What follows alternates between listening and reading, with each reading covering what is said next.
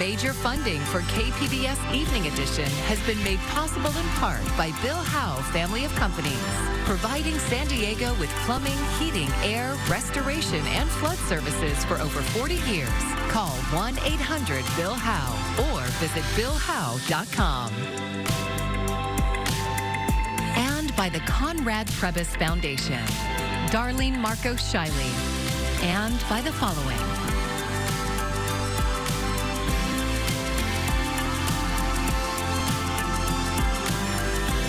By viewers like you. Thank you.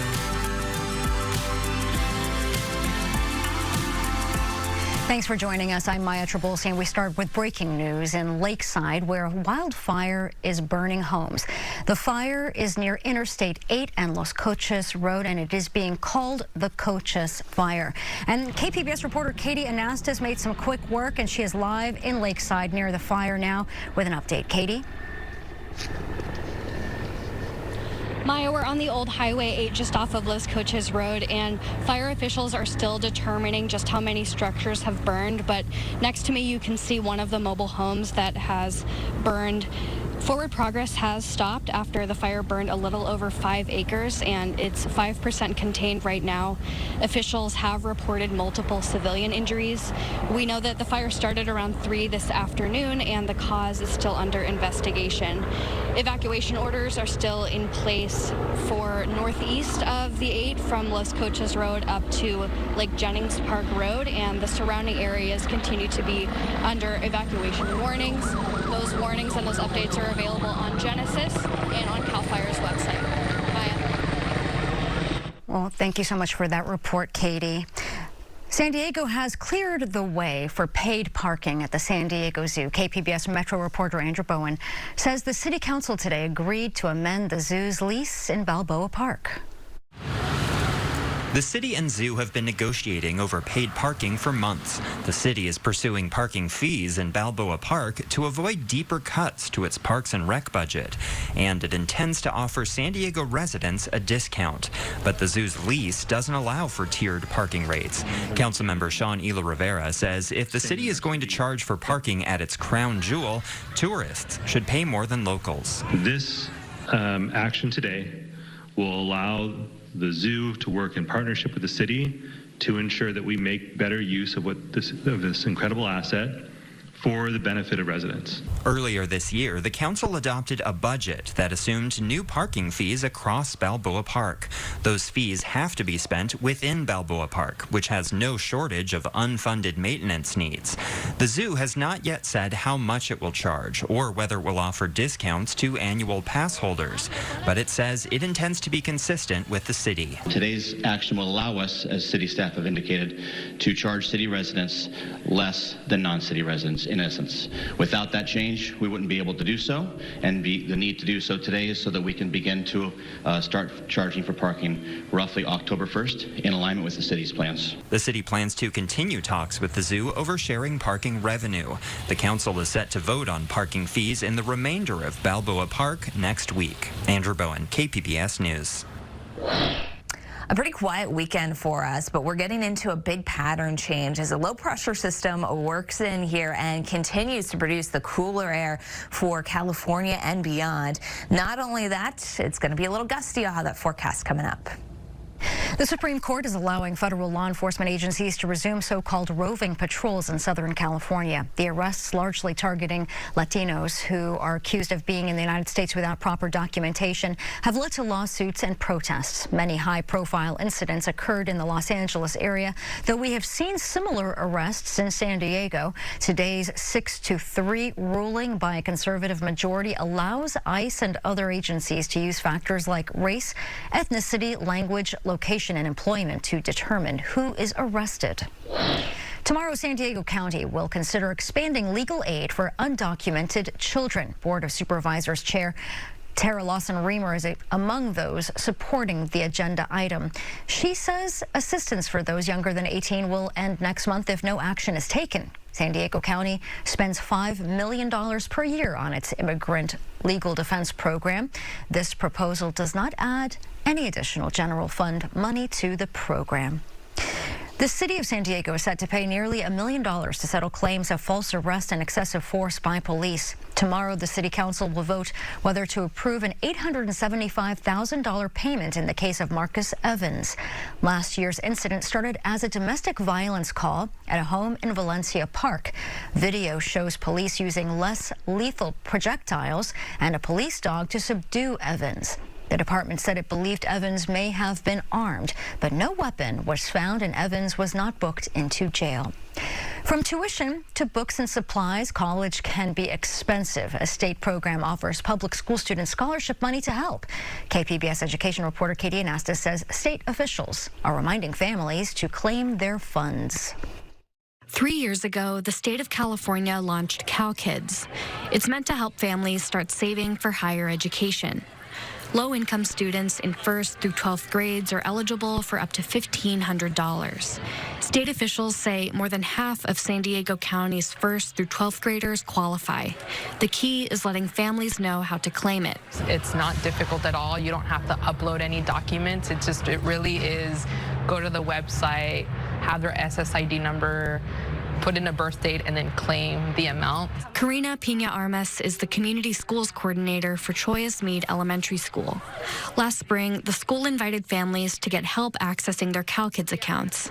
Pina Armas says families claimed more than $35,000 that day. I think what this has done is given them exposure to the potential of them going to college. To be honest, I don't feel like a lot of our families were even thinking of college, right? Because what they're currently thinking of is just survival, right? When you're thinking of just putting food on your plate, you don't have extra money just to create a savings account for your child. Anna Hernandez claimed about $1,200 between her two daughters. Every little bit counts, and I'm just excited, you know. I'm very hopeful for their future, and I just can't wait for them to get older and see what they do with their lives. Families can leave the money in their CalKids accounts where it can earn interest, or they can put it in a 529 account administered by the state and contribute to it. Students can use the funds once they've enrolled in a university, community college, or trade school. They can be used to pay for tuition, books, equipment.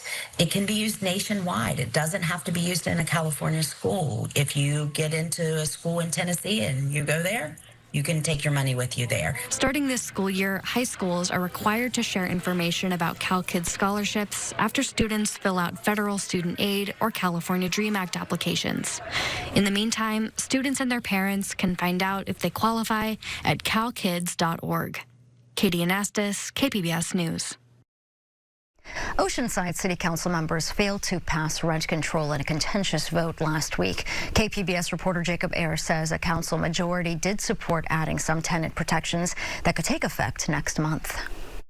Oceanside's current tenant protection ordinance is rather different from its original proposal. The council struck down an earlier version of the ordinance that would have established a legal defense fund for residents facing eviction. They also rejected a proposal to reduce rental increases to 5% a year, compared to the state's maximum of 10%. But some changes did get approved. So the major differences are that we would adopt a local notifications. Oceanside Deputy Mayor Eric Joyce helped bring the ordinance forward. He says it requires landlords to advise tenants of their rights and to report any evictions to the city. When a new renter takes on a new place, they would be notified of what their actual rights are under our local ordinance and the state ordinance in easy-to-read language, and it'd be provided and kept with their lease. Tenants in the city would also receive protection sooner, after just 6 months, compared to 1 year under state law. And the regulations would apply to newer housing units. It would include those built 10 years ago or longer. State protections apply to buildings 15 years and older. The Southern California Rental Housing Association opposed the original ordinance and the amendments. Molly Kirkland calls it overregulation. We believe that rental assistance is a better way to help tenants who might need assistance. It's more targeted. The council will vote a second time on the tenant protection ordinance on September 17th. If approved, it will take effect 30 days later. Jacob Ayer, KPBS News.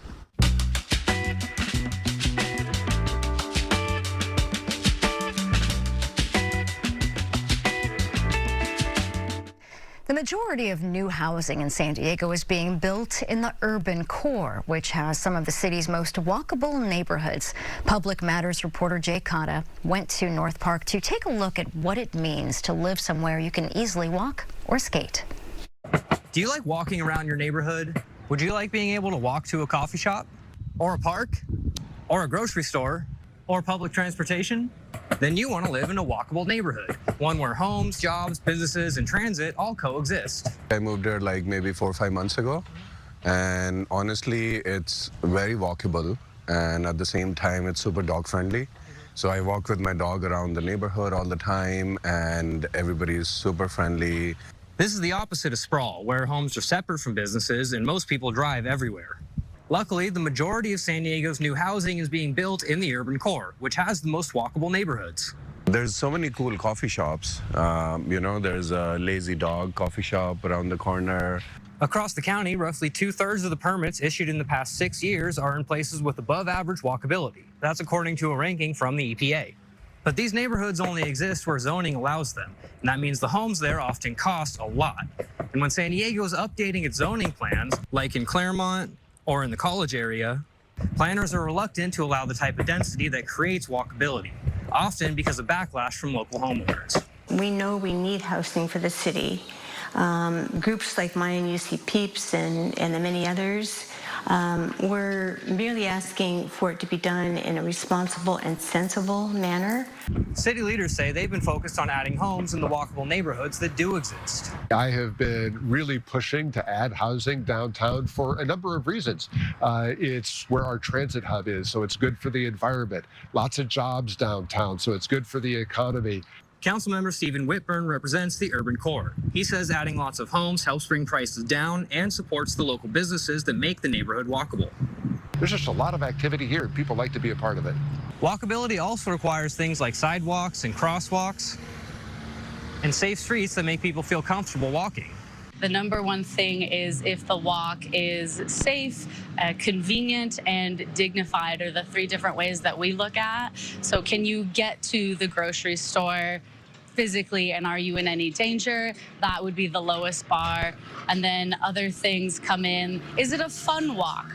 Nobody wants to walk if it's not fun. So that's where things like plants or street art or lighting come into play. That's why the city recently lowered speed limits on roads with lots of foot traffic. And they're working to include more pedestrian safety features when they build or fix roads. All of this just means that San Diego's future is going to be a whole lot more walkable. Jay Cotta, KPBS News. In July, nearly 1 in 7 home buys in the U.S. fell through, according to a sales data analysis by Redfin. As Michael Yoshida reports, it's an example of uncertainty in the housing market and the larger economy. Redfin says July's numbers for canceled home buys was the highest on record for the month, dating back to 2017, with high home buying costs as well as a shaky economy causing buyers to be skittish. Roughly 58,000 U.S. home purchase agreements were canceled in July, according to a Redfin analysis of pending sales data. Part of that has to do with volatility in interest rates and home buyers just getting cold feet about how much they're paying. Redfin's Daryl Fairweather says one of those sticker shocks for would-be buyers, rising insurance costs. You often don't know how much you're going to be paying in insurance until after your offer is accepted. So that can be a bit of a shock if you get this big insurance payment, or maybe you can't find insurance at all. That can definitely cause a deal to fall through. Another thing that could be at play, the balance of power in the housing market shifting towards buyers. With more homes to choose from compared to just a few years ago, people looking for a new house may not feel in a rush. And if during the inspection period they discover an issue they don't want to fix, or if a better home comes up for sale, then they could feel more comfortable backing out of the deal. This is not good news for sellers, because if a deal falls through and they have to put the home back on the market, it's kind of like a scarlet letter, because future buyers think that there might be something potentially wrong with the home. Fairweather says a shaky jobs market and economy is also causing some to hold off on a new long-term financial commitment, choosing to stay in their current house or even move to a rental until there's more economic certainty and stability. And the lock in effect, those people who are unwilling or unable to move because they don't want to lose that current lower mortgage rate for a higher one, that remains an issue for the real estate market as well. But Fairweather says that potentially this fall, if the Fed does end up lowering interest rates, that could change and potentially lead to a busier buying and selling season. In Washington, I'm Michael Yoshida. This week, the city of San Diego will review its coastal resilience master plan. It's an example of how major cities, especially in coastal areas, are adapting to climate change. As Bill Weir reports, some places are already experiencing serious challenges, especially underground. 120 years ago, when New York subway was new, few could have imagined it would give over 1 billion rides a year. Despite days like this, when air vents become catchment bases and stairs turn into waterfalls. When the London Underground was new, chimneys still had sweeps, and England was 3 degrees cooler. So now, when temperatures top 90 for days, 60% of tube cars have no air conditioning. When they were first built, they didn't necessarily have sufficient tunnel ventilation to cope with air conditioning. So we've been using other novel methods, such as fans and super fans, to reduce the heat. And even this new subway in China shows the perils of under-engineering on an overheating planet. When 8 inches of rain fell in an hour, 14 people died in a subway line less than a decade old. Through climate change, because the warmer and hotter air can hold much more moisture, we're just getting intense rainfall events. New York's antique system of pumps removes up to 14 million gallons of water on dry days and many times more during a storm. But while better pumps are part of the MTA's new $700 million improvement plan, keeping water out in the first place means raising hundreds of little sections of the city. You'd probably miss this if you weren't actually looking out for it. But this is actually about a 5 to 6 inches of an elevation. So it's not just a step, it's a flood It's jam. a flood protection mechanism. In one part of Brooklyn, riders take 2 steps up before heading down. And elevated air vents are spreading, designed to stop those cascading waterfalls so viral on social media. This little elevation right here prevents that from happening and still allows for fresh air flow to happen with subway vents, just as it would be if they weren't covered. But ultimately, a subway is only as resilient as the city around it. So a hotter climate demands working with nature to build shadier, spongier cities. Here we have 4 sections of permeable pavers. And the idea is, as the water is coming downhill and going towards the combined sewer, we're actually capturing it again on site and holding it in place. So just instead of this being blacktop asphalt, yep, the water seeps in. That's right, between the pavers. At nearly 500 acres, Greenwood Cemetery is one of New York's biggest green spaces. With a weather station attached here, it anticipates the amount of rainfall that we're going to get, releases water to the combined sewer before the storm happens, and then shuts off our access point. And with the help of the Nature Conservancy on a few upgrades, can now keep 55 million gallons of stormwater out of streets and sewers. And if you think about how many acres of New York City alone are held within cemeteries, if they're able to make slight changes to the way they operate, how much stormwater could be captured on those sites? It's just a different way of thinking about private institutions, private green spaces, and trying to say, despite being private and despite having this fence around our perimeter, we are part of this community.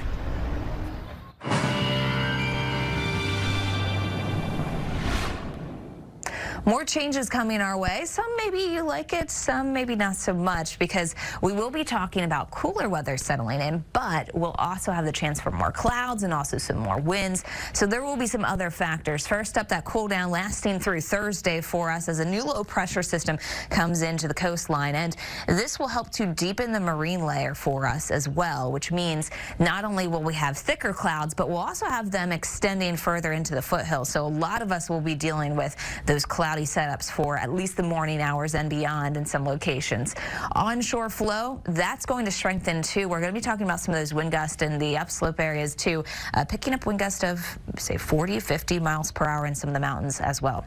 Taking you across the area tonight, you can see we fall back to the mid-60s, I should say, in the city. San Diego coming in at 67 degrees, Borrego Springs 70 degrees for us, and Chula Vista holding on to 65 overnight. Tomorrow, we do get some more clouds to be persistent throughout the morning hours. Temperatures back into the mid-70s here for the city.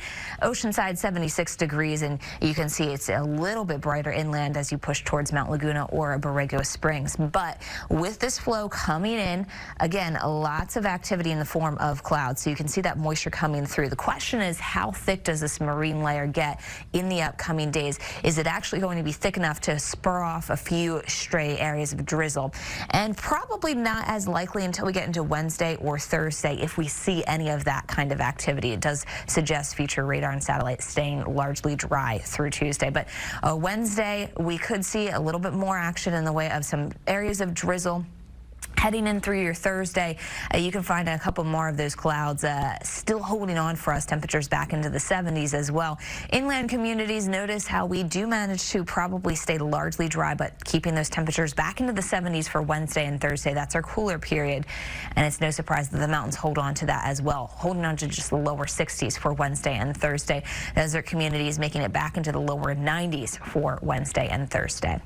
For KPBS News, I'm AccuWeather meteorologist Melissa Constancer. This Saturday, the Old Globe opens the world premiere musical Huzzah, which is set at a Renaissance fair. KPBS arts reporter Beth Accomando goes behind the scenes to check out the action. Nell Benjamin and Lawrence O'Keefe are Tony-nominated creators of Broadway musicals. But we didn't grow up with Golden Age musicals. We grew up with action movies, so we write accordingly. We get a little impatient, and we want the story to keep changing even while people are singing. And so that's what makes us restless, but that's also what makes us children of action movies. And so likewise with a musical, you don't want the story to stop for your musical number. You want it to continue through while this incredible stuff is happening. Shh, incredible stuff was about to happen at an early rehearsal of Huzzah. The title is an expression of delight and approval, something you might want to exclaim as the action unfolds in the Ren Fair world of the play. Yeah, we have a musical number fight sequence, which rejoices my heart. I think you're going to see some of it now. But first came a fight call to start the rehearsal. So let's just go from right before the sword pull. A fight call is a chance for performers to repeat the choreography of the fight, first at 50% and at 80%. And that process is overseen by fight choreographer Jacob Gregolia Rosenbaum. When you fight call, you're stepping through the choreography, often without music, just to make sure that everyone is safe so that we can get the technique correct. And then it's a very slow, calculated process of layering in the fight choreography so that, yes, it's impressive, yes, it's exciting, but at the very end of the day, each move and each sword hit is a storytelling gesture that gets us from A to B. And then Annie Tipp, our brilliant director, is staging it so that that story comes out while someone is still singing and fighting. Come, serious!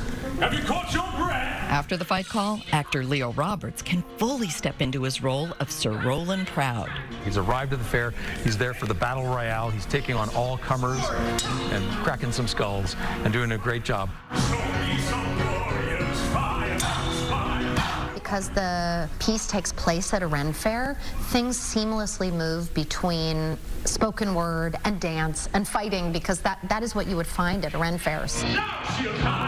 All of it really thrusts you into the Renaissance Fair world, and they all are really important pieces of building the setting of like how the story moves forward.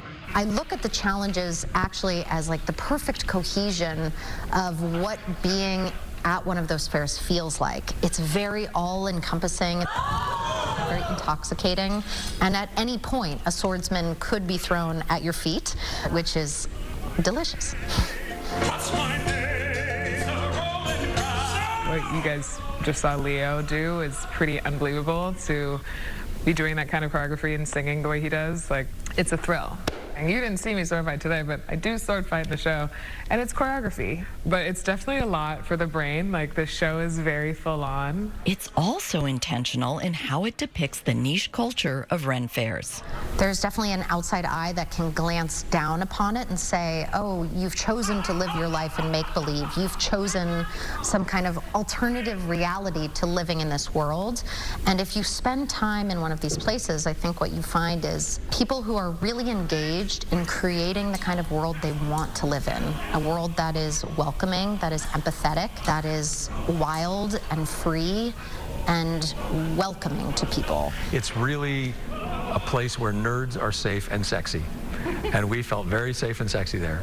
And so we, for years, have been thinking we want to make a show that celebrates these people, that does not make fun of them, but actually sort of puts them alongside the audience and blurs the distinction between show and audience. Huzzah gives audiences an immersive environment, taking its cue from the Ren fairs that inspired it. And so I think I really am going to be encouraging the audience to lean forward when they see the show rather than like sit back and see a movie. It's a different experience from sitting and watching a movie versus like leaning forward and being like, you're part of this. Attendees are encouraged to come in appropriate garb and become platrons, both players and patrons at the Globe's Ren Fair. And to that, I say huzzah. Beth Accomando, KPBS News. And before we leave you for the evening, a reminder of the breaking news in Lakeside, where wildfire has damaged multiple structures. The fire is near Interstate 8 and Los Coches Road. CAL FIRE says just over 5 acres have burned and containment is at 5%. This is time-lapse video from the UC San Diego Alert California cameras in the area. People who live at a 55-plus community mobile home park were ordered to evacuate. Viejas Casino is the designated evacuation center. We will continue to bring you the latest on kpbs.org. And you can find all of the stories tonight on that website, kpbs.org. Thank you for joining us. I'm Maya Trabulsi. Enjoy your evening. Major funding for KPBS Evening Edition has been made possible in part by Bill Howe Family of Companies, providing San Diego with plumbing, heating, air, restoration, and flood services for over 40 years. Call 1-800-BILL-HOWE or visit BillHowe.com. And by the Conrad Prebys Foundation, Darlene Marco Shiley, and by the following.